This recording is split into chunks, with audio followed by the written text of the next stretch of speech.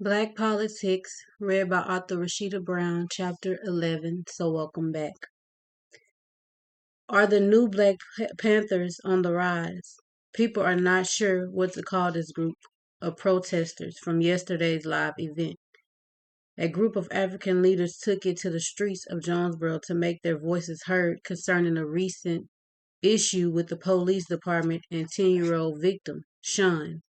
Sean told his side of the story for the first time yesterday, and new evidence has come to the surface. A video has been leaked showing America what happened the night that Sean was gunned down by the police. There are mixed feelings in the air about this group that calls themselves the New Black Politics.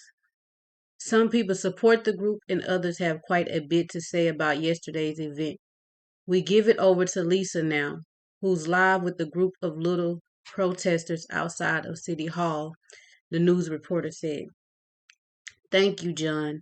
As you can see, a small group of protesters have formed in front of City Hall today to speak on the event from yesterday. Here join with me is the leader of this protest, Randy Wilson, Lisa said, walking over to Randy. Randy is an average height, chubby Caucasian male. He was wearing a t-shirt saying, "Make America Great Again." So, Mr. Randy, can you tell us what made you organize this protest today? Lisa asked. Well, I saw the news last night about the protest and I just knew I had to do something. So I called a few friends and told them about it, and now we're here, Randy said, chewing on his tobacco. I see. And can you tell us exactly what was wrong with the protest last night? Lisa asked. Well, what the hell you mean? What was wrong with it? Randy said, spitting tobacco out of his mouth. I mean, it was a peaceful protest, no one was hurt, and it was well organized, Lisa said. That doesn't mean a damn thing to me. Instead of shutting down streets and interrupting other people's lives, they need to realize what and who the real problem is, Randy said. Real problem? What do you mean by that, sir? Lisa said. Oh, come on. Do I have to spell it out for you? They have been a problem, and the longer we keep entertaining them, they will continue to be. We're tired of them shaming our hard-working officers who go to work every day faithfully to protect and serve us, putting their lives at risk. If they don't like this country, then why don't they go somewhere else? They surely won't be missed, and that's all I have to say. Join me tonight on Facebook if you're tired too, Randy said, walking off. Well, okay, Mr. Randy and his crowd seemed pretty upset about the event last night. We want to hear more thoughts on this situation. Lisa continued to talk. Really, Adar said, watching the news in Miss Carroll's waiting area. It never fails. Everything we do is a problem. But let them turn around and do the same thing or worse, and it's all good. Adara grumbled, sending a text to Amina. Do you see this BS on the news? Adara, Miss Carroll will see you now, Miss Carroll's assistant said, walking Adara down the hallway to Miss Carroll's office. Hello, Adara. Please come in and have a seat, Miss Carroll said, continuing to type on her computer. Adara sat there for a few moments, waiting for Miss Carroll to finish typing. So I saw you on the news last night, and I brought you in here to talk about your event, Miss Carroll said, taking a sip of her coffee. Did I do something wrong? Adara asked. Well, that depends, my dear, Miss Carroll replied, crossing her arms, leaning back in her chair. Okay, depends on what? Adara asked, trying to keep a straight face. Well, you see, that little stunt you pulled last night not only affects the police department, but a lot of others, Miss Carroll said, getting up from her desk. A lot of others like you? Adara asked, turning in Miss Carroll's direction. Look, I get why you did it, but it can never happen again. Not like this, Miss Carroll said, sitting back down. Like what? I did everything by the book. It was well organized, and I got approval from the city to do it. So I don't understand what you mean about like this, Adara said, no longer able to keep her face straight. Next time you decide to go and leak a video to the public that nobody knew about or any other evidence you have, come to me first. We could have handled this privately and dealt with the police officers responsible for this. But now you have made that nearly impossible. The family could have gotten a settlement and the officers would have been acquitted acquitted if you handle this the right way. I still might be able to fix this mess you made, Miss Curl said, pulling out a stack of papers. Adara just sat still for a moment, trying to grasp everything that Miss Curl was saying to her. She could not believe that this was the same woman talking about hosting a charity event for poor blacks just a few days ago. So let me make sure I understand what you're saying. You would have rather me come to you and show you the video so you could fire the officers with pay and pay off the Jones family? That way nobody ever knows what happened and everything just goes away? Adara said. That's exactly what I'm saying, Adara. Don't you want what's best for the Jones family, or is this about you and your movement? Miss Curl asked. Of course I want what's best for them. Well, good then. You can take this contract to them and have them sign it. It's what's best for everybody, Adara. What happens if I refuse to take this contract to them? Adara asked. Refuse? Miss Curl asked. Yes, refuse. I'm not doing your dirty work. If you want the Jones to have this contract, then you take it to them. When I said I want what's best for them, I meant it, and this is not it, Adara stated, getting up from her seat. Sit down, Miss Curl said. I'll stand, Adara said with her arms folded. I knew you would be one of the difficult ones, but look, I know how important your catering business is to you, and without it, you wouldn't be able to support your organization. I'm your biggest contract that you have, and without my support, your business will fail, Miss Carroll said. Are you threatening me? Adara asked, walking closer to the desk. Threatening you? Of course not, dear. That's a promise, Miss Carroll replied, matter of fact. You can't fire me. We're under a year contract and I haven't broken any rules, Adara protested. Maybe not, but I'm obligated to get rid of anything that might affect my husband or in his campaign. And you, my dear, have become a threat. So do yourself a favor and take this package to Miss Jones and get it signed, Miss Carroll said. Adara just stood there mugging Miss Carroll. That will be all, my dear. You may go now. Miss Carroll dismissed her. Adara snatched the package off the desk and headed out the door.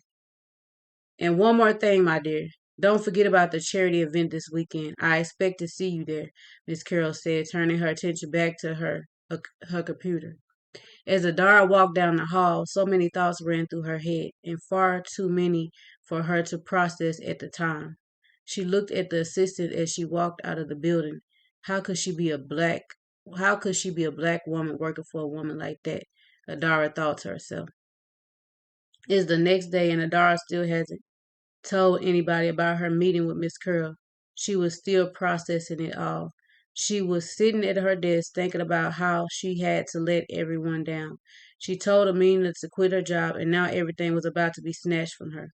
All these people she's responsible for, how she could say to them that everything was over, that there was no more black politics, that there was no more anything because she refused to have Miss Jones sign that paper. Adara gathered her thoughts and came up with an idea. She got up from her desk and headed to the conference room for the morning meeting. Good morning, everyone, Adara said, sitting down at the table. Morning, everyone responded. Okay, so I'm just going to get straight to it. I'm sure you're all thinking I have not been myself this morning. And you're right. Yesterday I went to meet with Miss Carroll and it didn't go as I expected. The night of the event, she called me while we were live on TV and told me she wanted to meet with me. So I met with her yesterday, and let's just say she is not who I thought she was. So to sum up our meeting, she told me that I needed to get Miss Jones to sign this package, or she would shut my business down, Adara informed the group, throwing the package on the table. Ahmad grabbed the package and started looking over it. She threatening you. She threatened you, Amina asked. Girl, according to her, it's a promise, Adara said. Can she do this? I mean, can she legally shut down your business? Rosa asked. She says she doesn't have to honor her contract with me if it affects her husband in any way, Adara said. Well, what the hell does this have to do with her husband? Abaddon said. That's what I'm trying to figure out. Why is she so invested in this situation? What happened with the police department has nothing to do with her husband. I mean, he's over advancing policies and things like that, Adara said. I don't know, but this doesn't seem right. Akita said. We could use this contract against her. She's not as smart as she thinks. She already signed the contract and it has her company name stamped on it. My thing is, why would she be offering a settlement for the police department unless she's connected to them in some way? Ahmad wondered. That makes sense. If we can figure out what's her connection to the police department, then maybe we can figure out why she's so invested in this, Mike said. Well, I guess we got work to do because I refuse to let her tear down what we're building, Adara said. What are we going to do? Amina asked. I don't know, but whatever it is, we got to do it quick. We got that charity event she's hosting this week to attend. In the meantime, Abaddon and Mike must focus their attention on the trial, and we must take care of the rest. So, you three ladies can team up and work together. Then Abaddon and I need to visit Miss Jones. We don't need her hearing about this from anybody else, especially since we don't know what they're up to, Adara said, getting up from the table. They ended the meeting and everyone headed to their desks and started working immediately. Next, Abaddon and Adara headed over to Miss Jones' house. As they pulled up to the driveway, they could see Miss Jones standing out back cleaning out her shed. Maybe I should talk to her alone, Adara suggested, looking at Abaddon. Yeah, I think that would be best, but I'll be right here if you need me, Abaddon said. Adara got out of the car and walked towards the backyard. Miss Jones still hasn't noticed her. She was too busy cleaning with earbuds blasting in her ears. Miss Jones! Hey, Miss Jones! Adara yelled out as she approached Miss Jones, but she still didn't hear her. Adara walked up and gently placed her hand on her shoulder. Ah! Miss Jones screeched. It's just me, Miss Jones, Adara said, stepping back. Oh, girl, you scared me. I didn't know who you were, Miss Jones exhaled. I tried calling your name, but now I see why you couldn't hear me, Adara said jokingly. Yes, playing me some jams while sorting through all of this mess, Miss Jones said, moving some boxes around. So what brings you by? Is everything all right? I can't take any more bad news today, Miss Jones said. I just came by to talk with you about a few things, but what bad news? Are you okay? Is everything all right with the kids? Adara asked in a hesitant tone. She couldn't help but think that maybe Miss Curl had gotten to her or threatened her in some way. The kids are fine. They're at school, Miss Jones said. Oh, thank God, Adara sighed in relief, placing her hand on her chest. Miss Jones looked Adara up and down. Are you all right? Miss Jones asked. Yes, I'm fine. Is there any way we could sit down and talk? Adara asked. Yes, come on in. I will put us on some tea, Miss Jones said, walking in the house. She put them on some tea and sat across from Adara at the kitchen table. Miss Jones, are you moving? Adara asked, looking around at all the piled up boxes in the living room. Yes, that's what I'm so stressed about. My landlord came by yesterday and told me I had to be out in 30 days. I just couldn't believe it. I've been here 10 years and I never gave him a problem. I always pay my bills on time and I never caused any trouble, Miss Jones said, getting up from the table. Wait, what? Why does your landlord want you gone? Adar asked. Miss Jones fixed them both a cup of tea and sat back down. He said he don't want no trouble, Miss Jones said. No trouble? What does he mean by that? Adar asked, taking a sip of her tea. He said that someone called him and reported that I was involved in a racist group or something like that. He said that I'm causing him problems by staying here. His son is a cop and he doesn't want me here, Miss Jones said, taking a sip of her tea. Wow. They trying to scare us, Adara said, looking down. Scare us? What do you mean to scare us? Miss Jones asked. Miss Carol, Governor Howard's wife, called me in her office yesterday to talk about your case and my involvement. I have a contract with her for my catering business and she's threatened to take that away if we don't back off. So she told me that I had to get you to sign a contract stating that you won't mention this anymore and drop the case in exchange for a settlement, Adara informed Miss Jones. A settlement? Do they think they could just pay me to keep my mouth shut? I don't care about the money. Them officers and everybody involved needs to pay for what happened to my boy, Miss Jones said, taking a pack of cigarettes out of her purse. Do you mind? Miss Jones asked, holding the cigarette in her hand. Oh, no, ma'am. This is your home. Do as you please, Adara said. So tell me what they think my son is worth, Miss Jones said, lighting her cigarette.